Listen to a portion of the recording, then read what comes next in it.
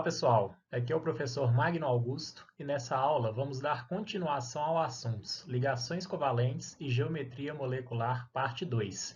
Este vídeo vai ser uma sequência do vídeo passado que tem o mesmo nome e é a parte 1.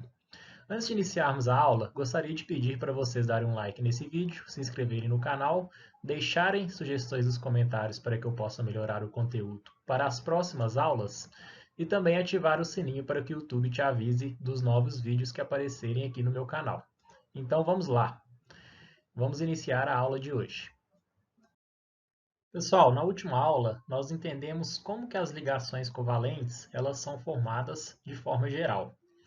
Quando essas ligações elas são formadas, dois tipos de substâncias que são formados por ligações covalentes vão existir. O primeiro tipo são o grupo das substâncias moleculares, as moléculas. Essas moléculas elas vão se interagir entre si por interações intermoleculares. E a ligação presente dentro da molécula, que é a ligação covalente. Professor, mas por que as substâncias moleculares e as substâncias covalentes elas apresentam propriedades tão diferentes? No caso aqui das substâncias moleculares, vocês podem notar que elas se apresentam nos três estados físicos à temperatura ambiente, têm pontos de fusão e de ebulição baixos, são más condutoras de corrente elétrica e os sólidos formados por esses tipos de substâncias geralmente são moles e deformáveis. As substâncias moleculares, elas apresentam-se nos três estados físicos à temperatura ambiente. Por que disso? Isso se deve porque esses tipos de substâncias apresentam várias temperaturas de fusão diferentes, são bem variáveis. Então você vai encontrar lá uma substância molecular no estado sólido, por exemplo, uma molécula de açúcar, no estado líquido, que é a água, no estado gasoso, vapor de água, por exemplo. O que vai mudar vai ser a força aí da interação intermolecular entre uma molécula e outra. E por que então as substâncias moleculares elas apresentam baixos pontos de fusão e de ebulição? Porque quando a água, por exemplo, quando você vai fazer a passagem, a mudança de estado físico da água, do sólido para o líquido, do líquido para o gás, você vai estar quebrando a interação intermolecular entre uma molécula de água e outra, e não a ligação covalente oxigênio-hidrogênio. Isso aí confunde muitos alunos, tá, pessoal? É bom vocês ficarem atentos a isso. Isso porque a interação intermolecular ela é bem mais fraca do que a ligação covalente. Se tivesse que quebrar essa ligação covalente entre o hidrogênio e o oxigênio, precisaria de uma quantidade de energia muito grande. Mas isso não é o caso das substâncias moleculares, beleza? Essas substâncias elas também são más condutoras de corrente elétrica. Qual seria o motivo disso? Para conduzir corrente elétrica, ou você precisa de ter cargas em movimento, ou vai ser elétrons livres ou íons livres. Mas existem algumas exceções, por exemplo, os ácidos, quando são colocados em água, eles vão passar a conduzir corrente elétrica, porque eles vão sofrer ionização e gerar íons, beleza? Pessoal, falando um pouco agora sobre as substâncias covalentes, chamadas também de cristais covalentes, vocês podem perceber que as propriedades das substâncias covalentes são bem diferentes das substâncias moleculares. Vamos ver essas propriedades. Primeiro, as substâncias covalentes elas são sólidas à temperatura ambiente e também têm elevados pontos de fusão e de ebulição. Qual seria o motivo disso? O motivo é que quando você tem uma substância covalente, por exemplo, o diamante, ele vai estar organizado aqui numa estrutura cristalina e para poder fundir, por exemplo, o diamante, você teria que quebrar uma ligação covalente carbono-carbono. E essa ligação covalente ela é muito forte. Isso então justifica o fato das substâncias covalentes elas terem elevados pontos de fusão e de ebulição, fazendo com que elas sejam sólidas à temperatura ambiente. Beleza? Em relação à condução de energia elétrica, no geral, os cristais covalentes são más condutores de corrente elétrica. Qual seria o motivo disso? Para conduzir corrente elétrica, como eu já tinha falado, ou você vai precisar ter elétrons livres ou íons livres. E no caso aqui da ligação covalente de um diamante, por exemplo, você não vai ter nem elétrons livres, nem íons livres. Agora, isso não é uma regra, tá? Por exemplo, se você pegar outra forma alotrópica do carbono, que seria o grafeno, que são como se fossem placas de carbono. Esse material já vai conduzir corrente elétrica, por isso que isso aqui não é uma regra, beleza? E também essas substâncias elas são duras e insolúveis em água. O motivo disso vai ser a elevada força da ligação covalente. Para você solubilizar um cristal covalente, a água teria que quebrar essa ligação carbono-carbono, e isso não acontece, ok? Pessoal, vamos falar agora um pouco sobre a geometria molecular.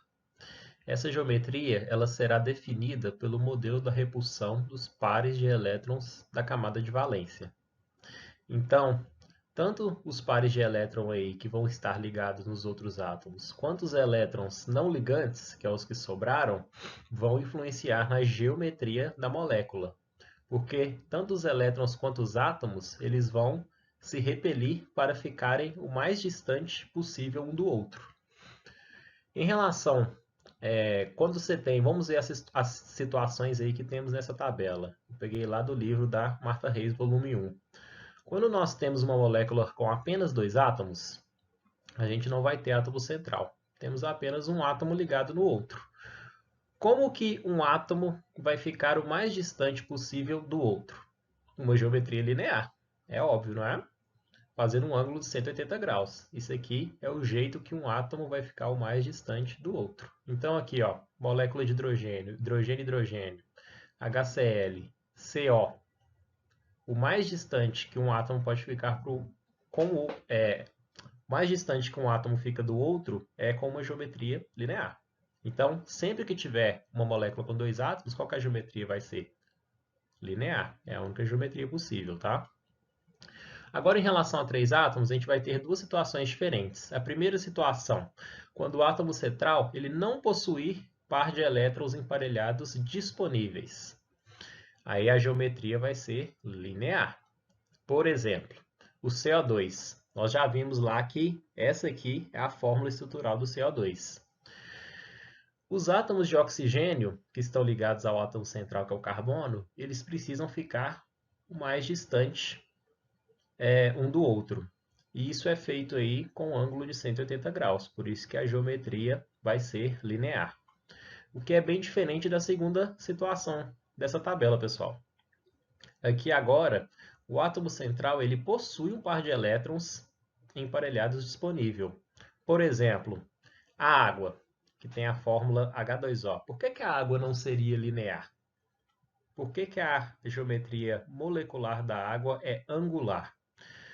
Quando você faz a fórmula estrutural, você vai perceber que existem 2 pares de elétrons que vão sobrar aí no oxigênio, fazendo aquelas fórmulas lá que nós já aprendemos. Esses pares de elétrons, eles vão fazer com que os átomos de hidrogênio sejam empurrados para baixo, porque existe a repulsão aqui dos pares de elétrons da camada de valência. Então, os pares de elétron vão repelir esses 2 átomos de hidrogênio, fazendo com que a geometria da água não seja linear, e sim angular, com um ângulo de 104,5 graus. Esse ângulo aí vai ser o ângulo ideal para promover uma maior repulsão, para que a repulsão seja máxima, tá? Sempre então que você tiver 3 átomos e o átomo central possuir pares de elétrons que não estão ligados, você vai ter uma geometria angular. Quando a molécula tiver 4 átomos, teremos duas situações também. Se o átomo central não tiver par de elétrons não ligantes, que não estão na ligação, a gente vai ter a geometria trigonal plana, em que os átomos fazem um ângulo aí de 120 graus, beleza? Vocês podem ver aqui na estrutura, por exemplo, do SO3, que tem essa fórmula estrutural. No enxofre, que é o átomo central, você não vai ter nenhum par de elétron sobrando. Todos eles estão sendo utilizados na ligação. Se você tem 4 átomos, um central e 3 átomos ligantes, não tendo par de elétrons no átomo central, geometria trigonal plana. Qual seria a outra situação? Quando você também tem 4 átomos, mas aí você já tem um par de elétrons no átomo central, que não está fazendo ligação química. E isso aí vai resultar na geometria piramidal ou pirâmide trigonal, que seria o caso da amônia, que é o NH3. Fazendo lá a fórmula eletrônica estrutural da amônia, vocês vão perceber que você tem o nitrogênio, é o átomo central, ligado aos 3 hidrogênios, e esse par de elétrons que está presente no nitrogênio empurra esses átomos de hidrogênio para baixo, fazendo com que eles fiquem com uma geometria aqui, com um ângulo de 107 graus. Beleza, pessoal? Então, quando temos 4 átomos, um átomo central e 3 ligantes, temos esses dois tipos de situação. Se você não tiver par de elétrons no átomo central, geometria trigonal plana.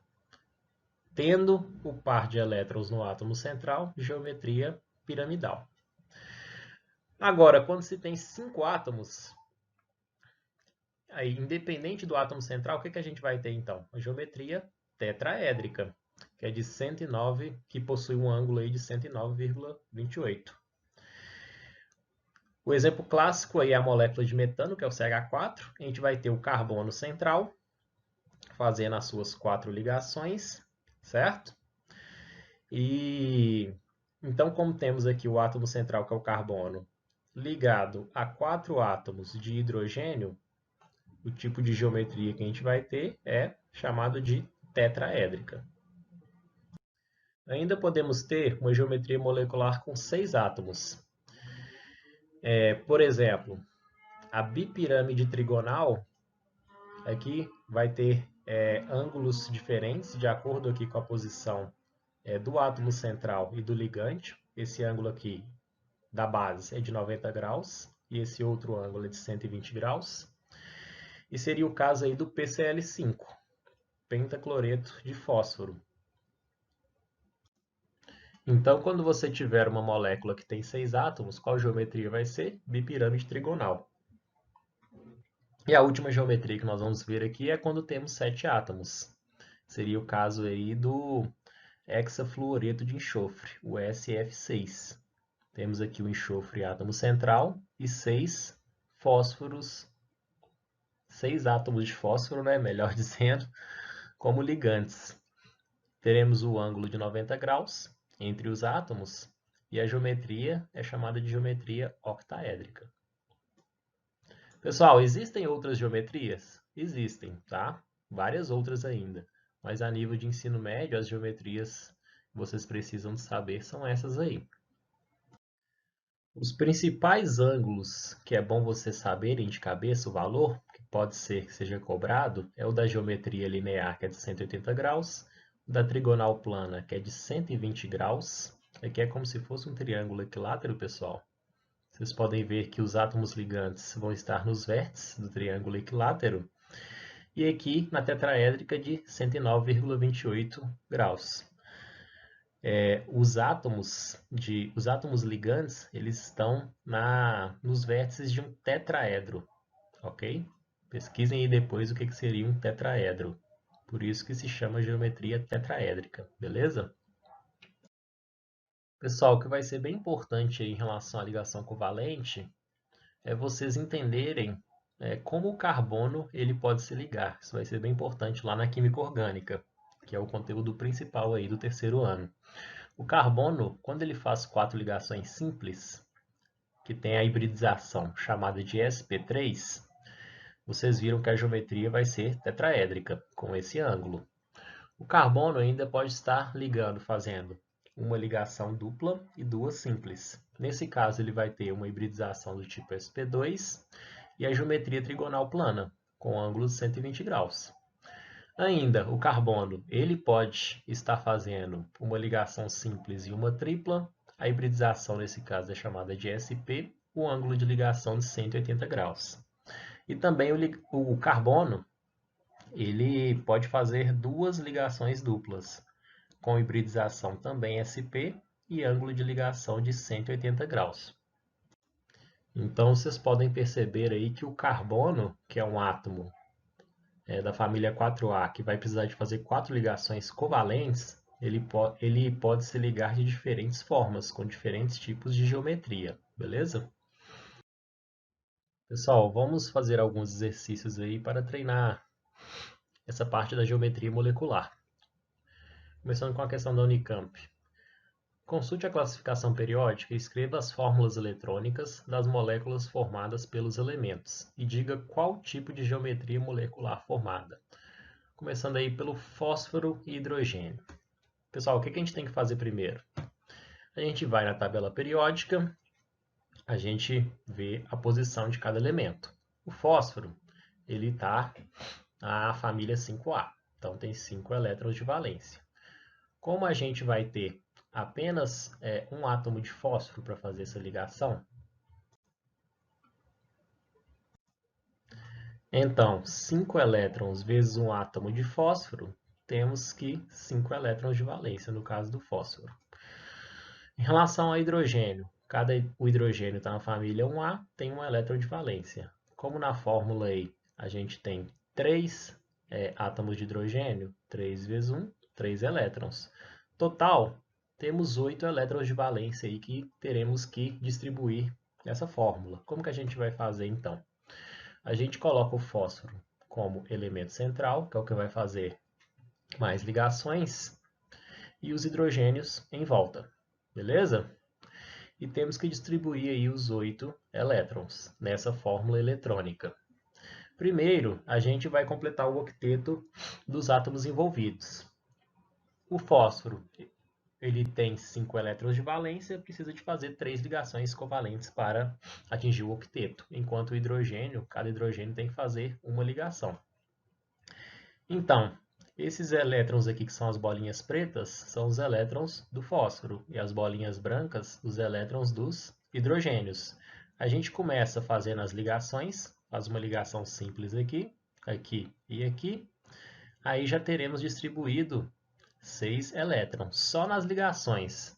Professor, sobrou 2 elétrons para atingir os 8 elétrons que a gente tem que distribuir. Coloca ele no átomo central, que é o átomo de fósforo. Então, essa que seria a fórmula eletrônica desse elemento, pessoal, o pH3. E consultando então a tabelinha lá de geometria molecular, nós temos 4 átomos. O átomo central tem um par de elétron não ligante. O que a gente vai ter? Geometria vai ser a pirâmide trigonal ou piramidal. Montando agora para o enxofre hidrogênio, como que vai ser? O enxofre está na família 6A, tem 6 elétrons de valência. Como temos apenas um átomo de enxofre, vamos ter 6 elétrons. O hidrogênio, da família 1A, temos um elétron de valência, 2 átomos de hidrogênio, 2 elétrons. Então, temos que distribuir aí 8 elétrons. Como que a gente vai fazer isso? O enxofre é o átomo central. Distribuímos 2 elétrons em cada ligação com os átomos de hidrogênio. Aí já completou o octeto do hidrogênio. O hidrogênio já está estável. Agora, os elétrons que sobraram, a gente vai colocar aí o elemento mais eletronegativo, que é o enxofre. Então, vocês podem perceber aqui que o enxofre completou o octeto dele com 8 elétrons e cada hidrogênio também completou o octeto com 2 elétrons, beleza? Como nós temos aí 3 átomos e ainda temos pares de elétron no átomo central, qual o tipo de geometria que a gente vai ter? Consultando aquela tabela, vai ser a geometria angular, porque esses pares de elétron aqui do enxofre vão empurrar esses hidrogênios para baixo. beleza? Por isso que não seria linear, por exemplo. Fazendo a ligação agora do flúor com o carbono, como que vai ser a molécula? O carbono ele tem 4 elétrons de valência. Como temos apenas um átomo de carbono, 4 vezes 1, 4 elétrons. O flúor tem 7 elétrons de valência, está na família 7A. Temos 4 átomos de flúor, 4 vezes 7, 28. Total, 4 mais 28, temos 32 elétrons para distribuir. Como a gente vai fazer isso? Aqui temos o carbono, não é? Vamos completar primeiro, fazer as ligações químicas para completar o octeto dos átomos. Colocamos o carbono aí como átomo central e ligamos os átomos de flúor do carbono. Dessa forma, o carbono ele vai ficar aqui ó, com o octeto completo com 8 elétrons. E os elétrons restantes vamos distribuir aí no átomo mais eletronegativo, que é o flúor. Então, até que nas ligações, que são essas aqui do meio, nós já distribuímos 8 elétrons. Falta distribuir 24 elétrons. Então, distribuímos os primeiros 8 elétrons nas ligações e os demais 24 elétrons são os não ligantes aqui nos átomos de flúor. Aqui, ó, 1, 2, 3, 4, 5, 6, 7, 8, 9, 10, 11, 12, 13, 14, 15, 16, 17, 18, 19, 20, 21, 22, 23, 24. Distribuímos todos os 32 elétrons de valência desses átomos envolvidos. Então, como temos 5 átomos nessa geometria, um átomo central e 4 ligantes, consultando a tabela lá, a única geometria possível é a geometria tetraédrica. Pessoal, eu sei que essa aula ficou bem pesada, eu passei tudo o que vocês precisam saber em relação à ligação covalente e geometria molecular, beleza? Pessoal, para finalizar a aula então de hoje, dessa semana, como atividades, eu gostaria que vocês fizessem os exercícios da semana 1 do plano de estudos tutorados, que é o PET, não é? Que vocês devem ter baixado aí pelo aplicativo.